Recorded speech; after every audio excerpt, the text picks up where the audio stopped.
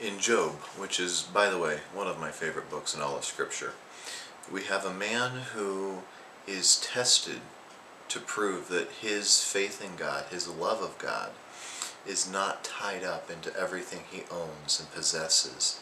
Even his own health is taken from him, and he still praises God. I mean, he's not willing to curse him. He's not willing to walk away from him. He still wants to lean on him. And in chapter 7, he's just starting to get his first round of questioning from three friends who come to sit with him, to be with him in his time of great distress.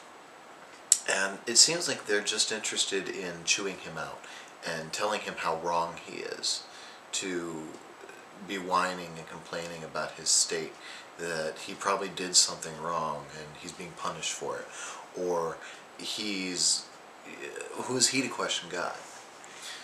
And so in chapter 7, he utters the words that they really, really sink into me every time I read them and remind me just what my place is in all creation. He says, "Who is man that you would care for him?" In essence, I'm paraphrasing. But who am I, basically? Who are we as human beings that God would care for us? That he would take the time to test us?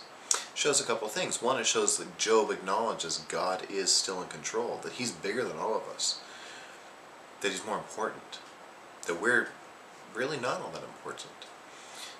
But it also shows that Job still wants to trust in him. By asking, "Who is man that you would care for us?" Job is telling God, basically, you're worth everything. You're worthy. You're completely the top. And in the midst of losing everything, the fact that he can say that speaks volumes.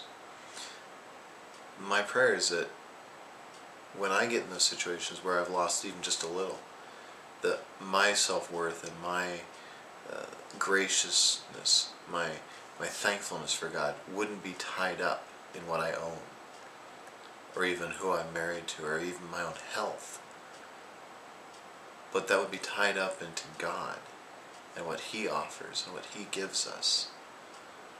So think about that this week. Are you in the midst of a trial? Have you just come through one? Or do you see one coming down the road? In the middle of that trial, no matter what you've lost, is your self-worth, is your praise of God tied up in what you've lost? Or is it tied up and tied into the one who gave all that to you? Use that to jumpstart your week.